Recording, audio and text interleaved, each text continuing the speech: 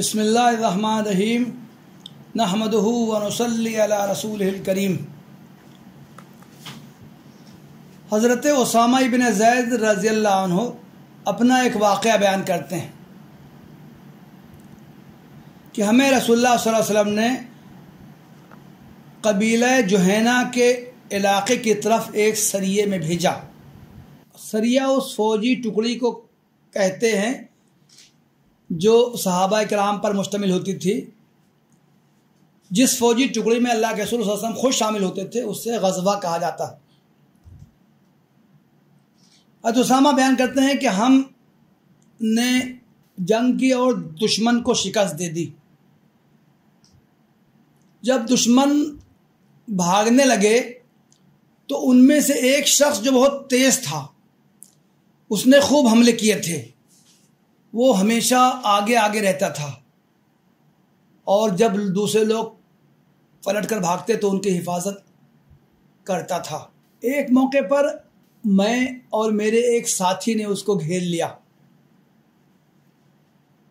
जब उसने खुद को घिरा हुआ पाया तो फौरन जोर से ला इलाहा इल्लल्लाह कह दिया। कलमे तैयबा उसकी ज़बान से अदा होती ही मेरे साथी ने अपना हाथ रोक लिया, लेकिन मैंने नेज़ा चला दिया और उसका काम तमाम हो गया। हम मदीना पहुँचे, अल्लाह के रसूल सल्लल्लाहु अलैहि वसल्लम के सामने अपनी रुदात बयान की तो आप सल्लल्लाहु अलैहि वसल्लम के रूए अनवर पर नाराज़ी के आसार ज़ाहिर हुए। आपने फरमाया, या उसामा अक़तलतहु बादा मा क़ाल ला इलाहा इल्लल्लाह। उस शख्स ने कलमा पढ़ लिया था, ला इलाहा इल्लल्लाह कह दिया था, तो भी तुमने उसको कत्ल कर दिया। हज़रत उसामा बयान करते हैं कि मैंने बात बनाने की कोशिश की। मैंने कहा, ऐ अल्लाह के रसूल सल्लल्लाहु अलैहि वसल्लम, उसने तो कत्ल से बचने के लिए कलमा पढ़ा था, तलवार देखकर उसकी ज़बान पर ला इलाहा इल्लल्लाह जारी हो गया था। तो उसामा बयान करते हैं कि इसके बावजूद भी अल्लाह के रसूल सल्लल्लाहु अलैहि वसल्लम ने मेरा उज़्र कबूल नहीं किया। आप बार बार यही जुमला दोहराते रहे, अक़तलतहु बादा अन क़ाल ला इलाहा इल्लल्लाह, अक़तलतहु बादा अन क़ाल ला इलाहा इल्लल्लाह। उसने ला इलाहा इल्लल्लाह अब कह दिया था, इसके बावजूद भी तुमने उसको कत्ल कर दिया। हज़रत उसामा कहते हैं, अल्लाह के रसूल सल्लल्लाहु अलैहि वसल्लम ने यह जुमला इतनी मरतबा दोहराया कि मैं तमन्ना करने लगा कि काश मैं आज ही इस्लाम लाया होता, काश आज ही मैंने इस्लाम कबूल किया होता। एक दूसरी रवायत में अल्फाज ये है कि अल्लाह के रसूल सल्लल्लाहु अलैहि वसल्लम ने उनको मुतनब्बे करते हुए एक जुमला और इरशाद फरमाया, अफला शक़क़त अन क़ल्बिही हत्ता तअलम क़ाल हमला। क्या तुमने उसका दिल चीर के देख लिया था और उससे तुमको ये मालूम हो गया था कि वो ला इलाहा इल्लल्लाह का कलमा इखलास से कह रहा है या महज अपनी जान बचाने के लिए कह रहा है। ये हदीस सही बुखारी, सही मुस्लिम, अबू दाऊद, मुस्नद अहमद और हदीस की दूसरी किताबों में आई। इस हदीस से एक बहुत अहम बात मालूम होती, वो ये कि किसी शख्स को दूसरे के दिल में झांकने का हक नहीं। नियत का जानने वाला सिर्फ और सिर्फ अल्लाह ताला। नियतों पर फैसले का हक सिर्फ अल्लाह ताला को हासिल है। इंसान सिर्फ जाहिर पर फैसला करने का हक रखते हैं। इस मौके पर एक और वाक़ये का तज़किरा मैं करना चाहूँगा। फ़तह मक्का के मौके का वाक़या है। अल्लाह के रसूल सल्लल्लाहु अलैहि वसल्लम ने मक्का पर चढ़ाई का मंसूबा खुफिया रखा। एक सहाबी हज़रत हातिब इब्न अबी बल्ता रज़ियल्लाहु अन्हु ने इस मंसूबे का इंकशाफ अहले मक्का पर करने की कोशिश की। उनकी कार्रवाई पकड़ी गई। हदीस में, सीरत की किताब में ये वाक़या बहुत तफसील से बयान किया गया है। इस वक्त उसके तफसील में जाने का मौका नहीं है।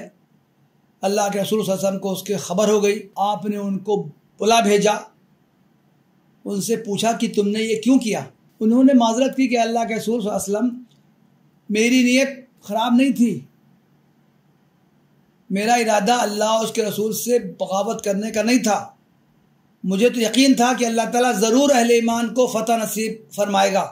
मैं इस मौके पर अहले मक्का पर एक एहसान करना चाहता था। मेरे घर वाले मक्का में थे, मैंने सोचा कि मैं अहले मक्का पर एक एहसान कर दूं ताकि मेरे घर वाले महफूज रहें। रवायत में आता है कि इस मौके पर हज़रत उमर इब्न ख़त्ताब रज़ियल्लाहु अन्हु को जोश आ गया। उन्होंने तैश में कहा, अल्लाह के रसूल सल्लल्लाहु अलैहि वसल्लम, मुझे इजाज़त दीजिए मैं इस मुनाफिक की गर्दन उड़ा दूं। उस मौके पर अल्लाह के रसूल सल्लल्लाहु अलैहि वसल्लम ने इरशाद फरमाया, आपने जो बात फरमाई वो आब-ए-ज़र से लिखे जाने के काबिल है। हज़रत हातिब उन सहाबा में से हैं जिन्होंने ग़ज़वे बद्र में शिरकत की थी, और ग़ज़वे बद्र में शिरकत करने वाले सहाबा की गैर मामूली फजीलत आई। अल्लाह के रसूल सल्लल्लाहु अलैहि वसल्लम ने इरशाद फरमाया, इन्नहु क़द शहिद बद्रन वमा युद्रीका लअल्लाह अन यकून क़द इत्तला अला अहलि बद्रिन फ़क़ाल अअमलू मा शिअ्तुम फ़क़द गफ़रतु लकुम। हातिब बद्र में शिरकत करने वाले सहाबा में से हैं, और तुम्हें क्या पता ये अल्लाह ताला ने अहले बद्र से मुखातब होकर ये कह दिया हो कि जाओ तुम जो चाहे करो, मैंने तुम्हारी मग़फ़रत कर दी। रसूलुल्लाह सल्लल्लाहु अलैहि वसल्लम की इसी तरबियत का नतीजा था कि सहाबा किराम रज़ियल्लाहु अन्हुम अजमईन निफाक के जरासीम दूसरों के अंदर तलाश करने के बजाय अपने अंदर तलाश करते थे। वो अपना जायज़ा लेते रहते थे कि कहीं उनके अंदर कोई ऐसी चीज़ तो नहीं पैदा हो गई है जो निफाक की खसलत हो। मशहूर वाक़या है हज़रत हंज़ला उसैदी का कि उनको एहसास हुआ कि उनके दिल की कैफियत रसूलुल्लाह सल्लल्लाहु अलैहि वसल्लम की मजलिस में कुछ और होती है और बीवी बच्चों के दरमियान कुछ और। उनके दिल में इस्तराब पैदा हुआ। वो भाग के अल्लाह के रसूल सल्लल्लाहु अलैहि वसल्लम की खिदमत में जाने लगे और रास्ते में वो ज़ोर ज़ोर से कहते जाते थे, नाफ़क़ हंज़ला, नाफ़क़ हंज़ला, हंज़ला तो मुनाफिक हो गया, हंज़ला तो मुनाफिक हो गया। रास्ते में हज़रत अबू बकर रज़ियल्लाहु अन्हु की उनसे मुलाकात हुई। हज़रत अबू बकर रज़ियल्लाहु अन्हु ने सवाल किया, क्या हुआ, क्या बात है, क्या बात है?